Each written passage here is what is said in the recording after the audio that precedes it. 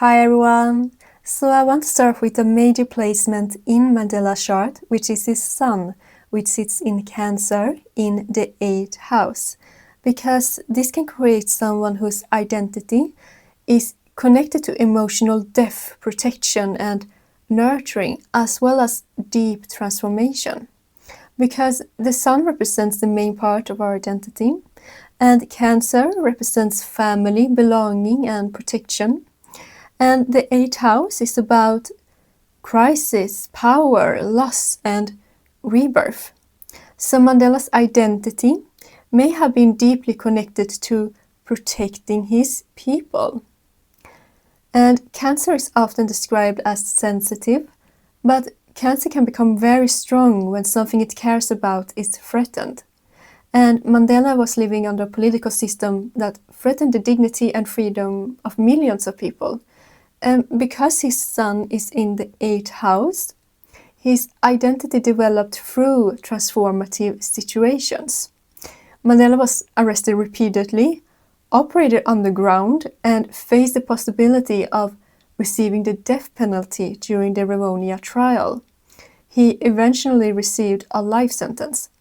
But the 8th house is also about rebirth.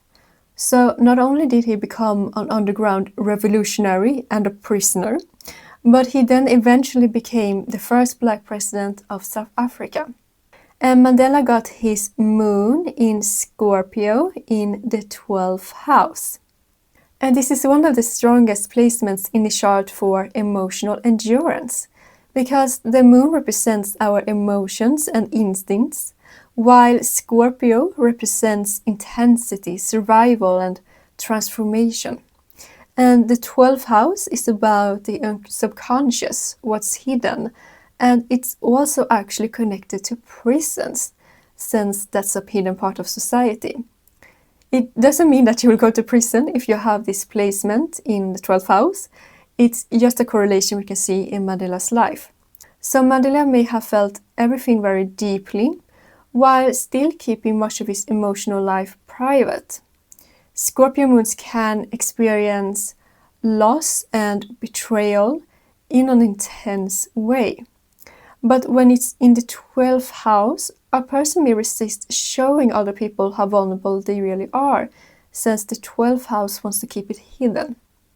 And Mandela spent decades in prison, separated from his family and political movement. His mother died while he was imprisoned, and his eldest son died the following year. And he wasn't allowed to attend either funeral.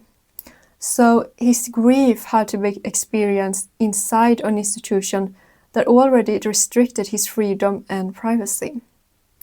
And that can be connected to his moon, because having the moon in the 12th house can force someone to process emotions in isolation, while Scorpio can give them strength to survive experience that permanently transform them. So this means that he may have developed power through deciding what his pain would become. And Mandela's moon is trining his sun, and that's the line right there. And the trine makes the energies of two placements support each other. His Cancer sun wanted to protect his people and create a stronger sense of collective belonging. And his Scorpio moon gave him the emotional intensity and survival instincts to continue doing that through pressure. So his identity and emotional instincts were moving in a similar direction. And both placements are in water signs, which represents emotions. So this can create someone who is highly emotionally perceptive, and it could have been what was driving his political opinions. And this trine may have helped him use emotional intelligence as a source of his leadership. And Mandela got his Mercury in Leo in the 9th house. And this can create someone who communicates their beliefs with confidence, authority, and convictions. Because Mercury represents the mind and communication, and the 9th house represents higher education and philosophy. while Leo is connected to leadership, confidence, and creativity. So someone with this placement may not be satisfied with only discussing small or ordinary subjects. They may feel naturally drawn to larger questions about justice, morality, and culture, or how society should function. And when they speak about something they believe in, they communicate with a strong sense of certainty. They may also be skilled at presenting complicated ideas in a way that feels inspiring or important to other people, because Leo wants to hold people's attention. So Mercury in Leo can make the person expressive, persuasive, and aware of how their words affect others. And because Mercury is in the 9th house, their voice can become connected to teaching, politics, or the communication of a larger vision. And this is very relevant to Mandela because his communication was often connected to his political principles rather than only his personal circumstances. He studied law and used his knowledge of the legal system to represent Black South Africans. And during the Rivonia trial, he used the courtroom as an opportunity to explain the beliefs behind the apartheid struggle. Instead of defending himself, he was communicating a wider vision of equality and democracy. And his Mercury in Leo may have helped him express that vision with enough authority and confidence for his words to remain memorable long after the trial had ended. And many politicians in general, or people in some type of authority, typically have significant Leo placements like Mandela had. And right next to his Mercury, he also got his Saturn still in Leo in the 9th house. And if you have this placement, you probably take your beliefs very seriously. Because Saturn represents discipline, restriction, patience, and long-term responsibility. And the 9th house connects these themes to philosophy and beliefs. So Mandela may not have treated leadership as something that only gave him recognition. He may have experienced it as a responsibility. And having Saturn in the 9th house can create someone whose beliefs are constantly tested by reality. It's easy to speak about freedom when supporting freedom doesn't cost anything. But Mandela's political beliefs cost him decades of his own freedom. So Saturn tested whether his principle with the 9th house could survive isolation and time. And Saturn can continue working toward a goal even when the result may take decades to appear. And that was essential to keep Mandela focused for such a long period of time without giving up. And because Mercury and Saturn are so close together here, means that the energies merge together. So Mandela may have understood that words have consequences. He probably thought carefully about what he said. And this conjunction is in Leo, so there is still confidence and leadership in the way he communicated. But Saturn prevents the Leo energy from becoming completely focused on personal attention. Instead, his voice becomes connected to duty. And because this conjunction is in the 9th house, his communication became one of the main ways he gave structure to a larger political vision.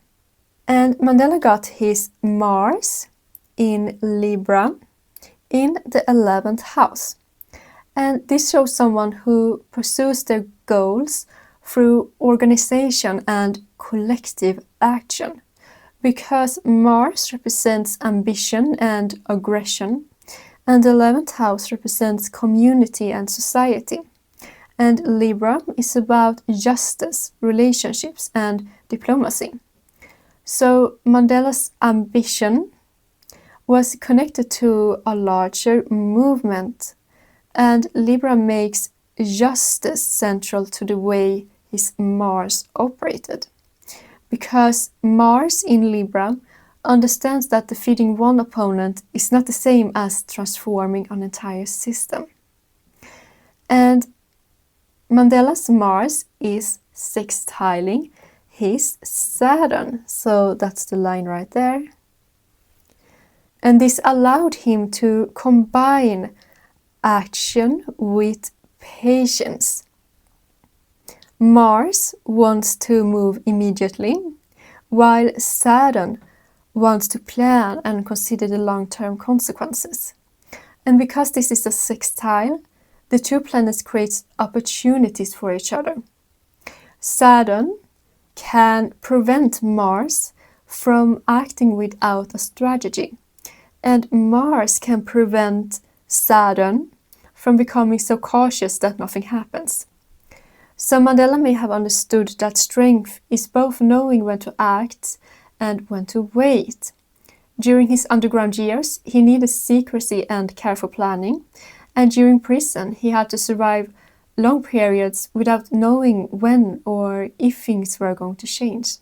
So this aspect may have given him controlled determination. And Mandela got his Neptune in Leo in the 8th house. And this can create someone whose identity or influence becomes surrounded by mystery and idealism and powerful projection. Because Neptune represents imagination, spirituality, sacrifice, illusion, and the ideals that people want to believe in. And the 8th house represents power, crisis, and rebirth, while Leo connects this to confidence and leadership and creativity. So someone with this placement may develop a strong presence. People could view someone with that placement as a symbol of courage and sacrifice. So the person can eventually represent an ideal that extends far beyond what they originally intended. And because Neptune is in Leo, these projections can become connected to leadership. The person may appear inspiring or heroic even. And because this placement is in the 8th house, the person's symbolic power may develop through periods of personal transformation. And this is very relevant to Mandela because his imprisonment transformed him into an international symbol of resistance to apartheid. Most people around the world didn't personally know him, and for many years they couldn't regularly see him. But his absence may have made his image even more powerful. People were able to project larger ideas about courage and sacrifice onto him. And Leo made him appear like the central figure within the story, while Neptune transformed him into a global symbol. And the 8th house connected his symbolic authority to loss and rebirth. So the government attempted to remove Mandela from the public life, but instead of destroying his influence, his disappearance from the public allowed his image to grow beyond his physical circumstances. The person who entered prison as a political organizer eventually emerged as one of the most recognizable leaders in the world. And Mandela got his Lilith in Libra in the 10th house. And this can create someone who refuses to accept unfair expectations within their career or public life. Because Lilith represents the rebellion inside of us and the part of us that refuses to conform. And the 10th house represents reputation and career, while Libra is connected to justice and relationships. So someone with this placement may become publicly known for challenging an unfair system.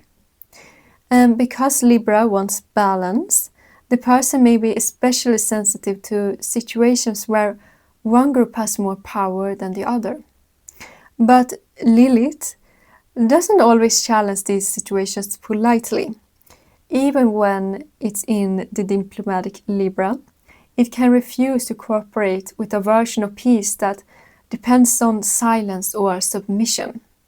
So this person may understand the value of diplomacy, but they may also recognize that harmony is not genuine when one side is being forced to accept unfair treatment. And because Lilith is in the 10th house, this refusal can become a central part of the person's public reputation or career. They may become known for standing against powerful institutions, social expectations, or authority figures. Other people may view them as threatening because they expose the inequality that the existing system wants to hide. But the same quality that makes them controversial can make them influential. And this is definitely something we can see in Mandela's life, because his public identity became defined by his refusal to accept apartheid as a fair political system. So his conflict with the government was connected to larger questions about whether authority deserves obedience when it's based on inequality.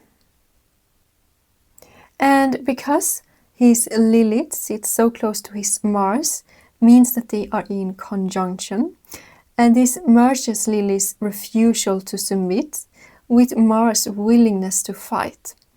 So this can create someone whose anger becomes activated by injustice. They may be especially unwilling to remain passive when they believe that a person or an institution is abusing their power. This doesn't necessarily mean that the person always confronts others impulsively. Libra can be strategic and highly aware of how other people will respond. But Lilith makes it difficult for them to accept a compromise that requires them to abandon the central issue. And Mandela got his Uranus in Aquarius in the 3rd house.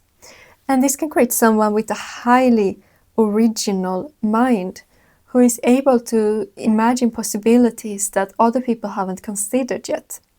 Because Uranus represents disruption and sudden change.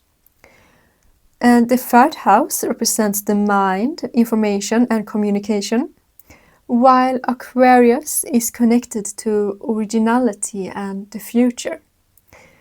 So if you have this placement, you may naturally think differently from the people around you.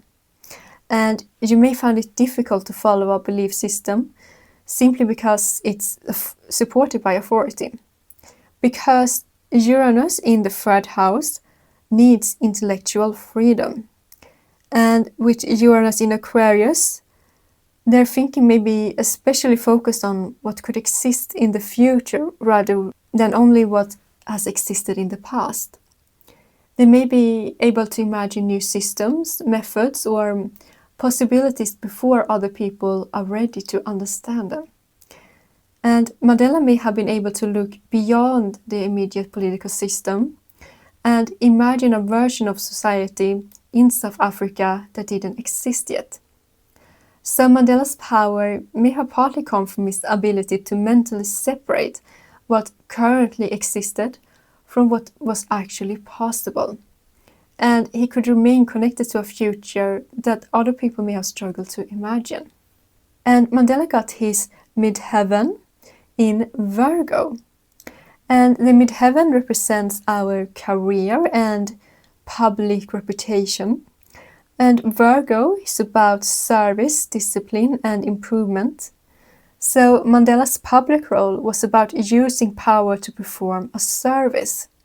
And I believe this can relate to why he stepped down after his first term of presidency, after 5 years.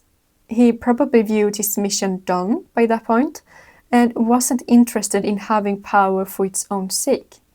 His public role was about being of service to others. And if you want to understand how Mandela being a prisoner could represent freedom, I will go through it in my next newsletter on Substack, based on his North Node, which we haven't discussed here. And I will leave a link to my letter in the description box. And if you want me to write a book about you based on your birth chart, I will leave a link to that too. And yeah, thank you so much for watching. I hope to see you in the next video. Bye!